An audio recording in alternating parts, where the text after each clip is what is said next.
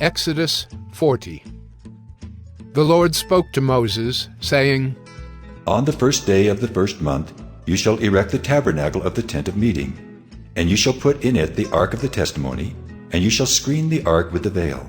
And you shall bring in the table and arrange it, and you shall bring in the lampstand and set up its lamps.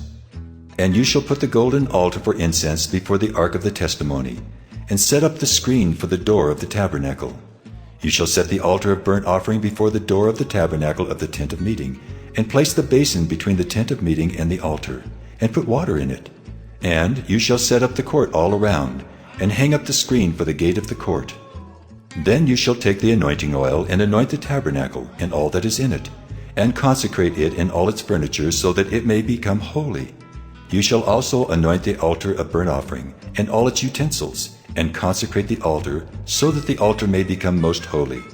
You shall also anoint the basin and its stand, and consecrate it.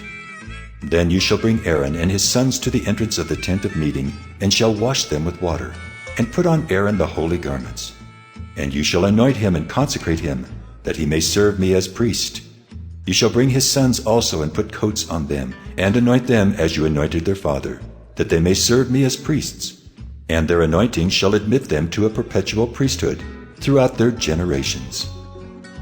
This Moses did, according to all that the Lord commanded him, so he did.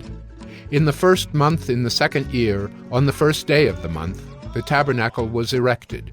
Moses erected the tabernacle. He laid its bases and set up its frames and put in its poles and raised up its pillars. And he spread the tent over the tabernacle and put the covering of the tent over it, as the Lord had commanded Moses. He took the testimony and put it into the ark, and put the poles on the ark, and set the mercy seat above on the ark. And he brought the ark into the tabernacle, and set up the veil of the screen, and screened the ark of the testimony, as the Lord had commanded Moses. He put the table in the tent of meeting on the north side of the tabernacle outside the veil, and arranged the bread on it before the Lord, as the Lord had commanded Moses. He put the lampstand in the tent of meeting opposite the table on the south side of the tabernacle, and set up the lamps before the Lord, as the Lord had commanded Moses. He put the golden altar in the tent of meeting before the veil, and burned fragrant incense on it, as the Lord had commanded Moses.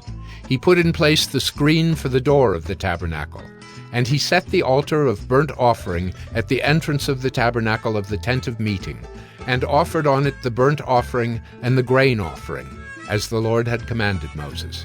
He set the basin between the tent of meeting and the altar, and put water in it for washing, with which Moses and Aaron and his sons washed their hands and their feet. When they went into the tent of meeting, and when they approached the altar, they washed, as the Lord commanded Moses.